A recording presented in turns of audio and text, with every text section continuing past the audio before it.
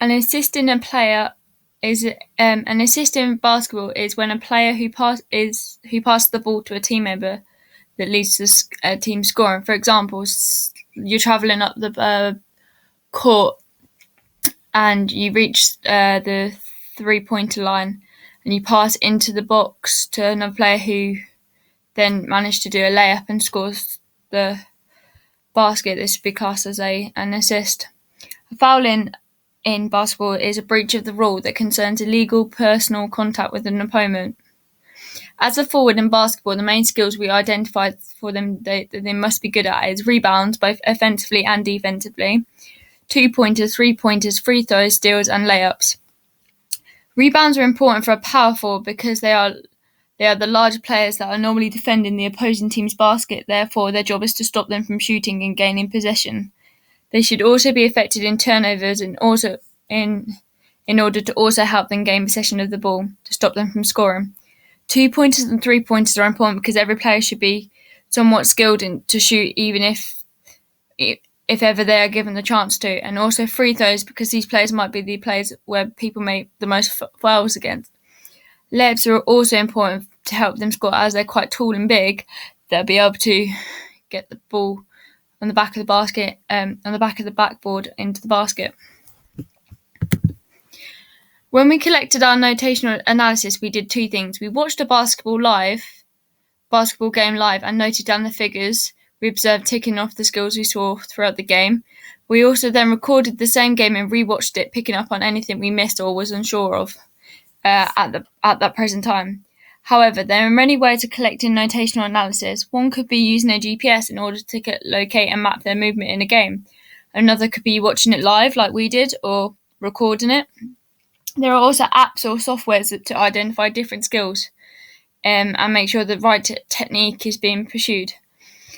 When we took our notational analysis, we just used a video camera and paper to jot down the performance criteria that were met. However, you can use GPSs, which give a much more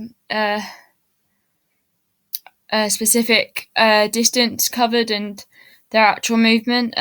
You can also use motion sensors, which also help with this. For example, a motion sensor would be used in a sport like a 100-meter sprint in order to correctly and precisely get the times of a sprinter, whereas a GPS would be used in such games such as basketball to identify whether a player is moving enough or not enough, and whether they are moving in the right places on the court for their position.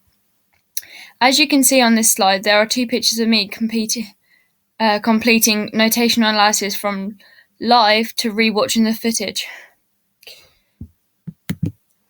There are many advantages to notational analysis. These can be that it can help identify what's going well in the games or the team. It can also help identify what needs to be improved. It can help recognise the appropriate positions for people depending on their skills. You can use advanced technology to make the data more precise and making it quicker to gather.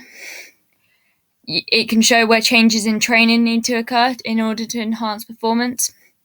It can help you gain knowledge of opponents and their strengths and weaknesses. It can show the team's effective and ineffective tactics. Can allow coaches / biomechanics to give individual player feedback. The use of software can decrease the time taken to do the analysis.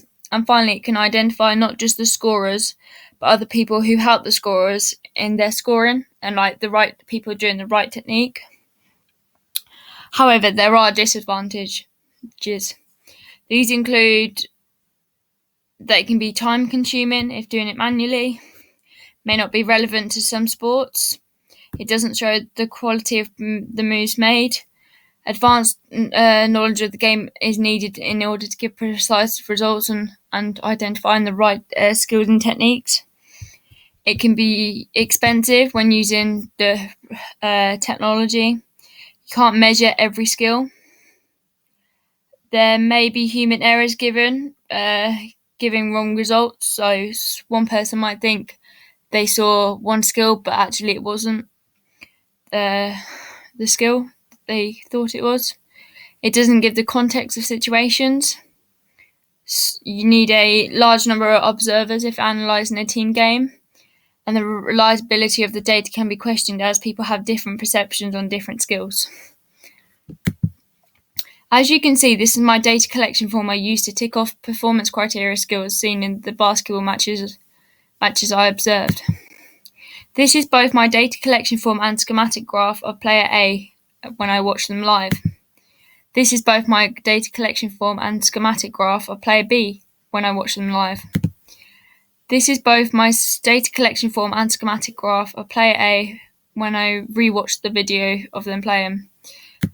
This is both my data collection form and schematic graph of player B when I rewatched them on the video.